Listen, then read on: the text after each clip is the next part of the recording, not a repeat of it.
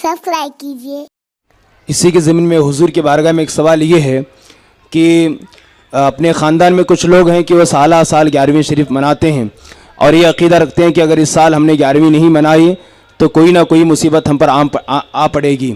तो 11वीं मनाने के लिए कर्ज़ा लेकर के 11वीं मनाते हैं, चाहे उसके लिए उन्हें सूद से ही पैसा लेना क्यों ना पड़े, ले करके 11वीं मनाते हैं। और उनका अक़ीदा ये बना हुआ होता है कि अगर हम 11वीं नहीं मनाएंगे तो हमारे घर में कोई मुसीबत आएगी। तो इस तरह का अक़ीदा रखना और कर्ज़ ले करके 11वीं शरीफ मनाना या छठी शरीफ मनाना शरअन कैसा है? ये भी नामुनासिब है।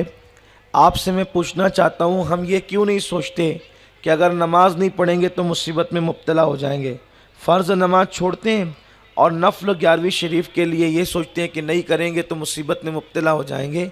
ये एक नफ़ल काम है, अगर अल्लाह ने दिया है तो आप करें, और अगर नहीं आपके पास है तो कर्ज़ ले करके नहीं करना चाहिए, क्योंकि ये नफ़ल है। नफ़ल के लिए कर्ज़दार होना मुनासिब नहीं है। और फिर माज़ अल्लाह उस पर तुरफ़ा ये कि लोग सूद से कर्ज़ लेते हैं।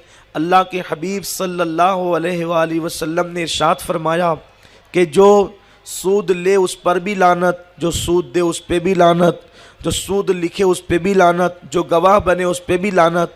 तो अल्लाह के हबीब सल्लल्लाहु अलैहि वसल्लम ने सूद लेने और देने वालों पे लानत फरमाई है।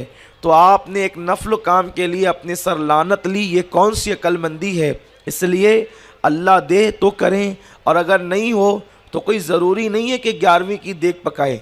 11वीं का मतलब ये नहीं है कि देग ही पके, 11वीं का मतलब ये नहीं है कि 50-100 लोग को दावत ही हो। 11वीं शरीफ की न्याज शक्कर पर भी हो सकती है, 11वीं शरीफ की न्याज गुड़ पर भी हो सकती है, 11वीं शरीफ की न्याज चनों पर भी हो सकती है, 11वीं शरीफ की न्याज एक गिलास पानी पर भी हो सकती है। गौसे पाक की बारगाह में तुम्हारी बिरयानी और देगे नहीं पहुँचती, गौस पाक की बारगाह में तुम्हारी नीयतें और मोहब्बत पहुँचा करती है। इसलिए जितनी अच्छी नीयत से करोगे, हमारे मटकों में तो पानी मौजूद ही रहता है, तो फिर हम सूद लेकर के 11वीं क्यों करें? एक गिलास पानी रख दें और उसी पर फातिहा पढ़ दें, हो गई 11वीं। 11वीं के लिए कोई लाजमी है कि हम माज़अल्लाह शोबाजी ही करें, बल्कि इस सिलसिले में अपनी बहनों की इस्लाह के लिए एक हिकायत पढ़ता हूँ। हज़रत शाह वलीउल्लाह मुहद्दिस दहलवी रहमतुल्लाह ताला अलैह फरमाते हैं कि मेरे वालिद बुजुर्गवार हज़रत शाह अब्दुल रहीम दहलवी रहमतुल्लाह अलैह हर साल आकाए करीम सल्लल्लाहु अलैहि वसल्लम की न्याज 12वीं शरीफ में कराते थे, रबीउल अव्वल की 12 तारीख को, और पाबंदी से कराते थे। एक दिन 12वीं शरीफ आ गई और आपके पास न्याज करने के लिए पैसे नहीं थे, तो आप बड़े परेशान हुए, और शाह अब्दुल रहीम मुहद्दिस दहलवी रहमतुल्लाह अलैह ने घर में भुने हुए चने थे, उसी पे फातिहा पढ़ दी। और सदमा था कि मैं कोई लजीज और कोई अच्छी डिश नहीं बना सका इस मर्तबा 12वीं शरीफ पर मिलाद के मौके पर।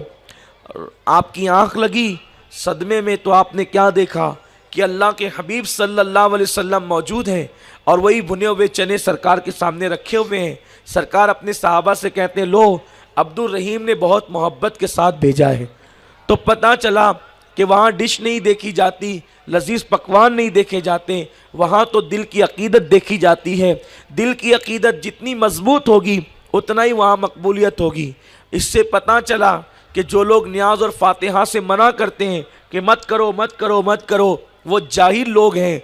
और मुहद्दिसीन का, औलिया का ये तरीका है कि वो हमेशा से न्याज फातिहा करते आ रहे हैं। इसलिए अगर हम चाहते हैं कि हमारे घरों में बरकतों का नुज़ूल हो, तो अल्लाह ने दिया है तो हम भी गौस पाक की, गरीब नवाज की, पंजतन पाक की, बुज़ुर्गों की न्याज करें, ताकि उसकी बरकतें अल्लाह हमें नसीहत फरमाए।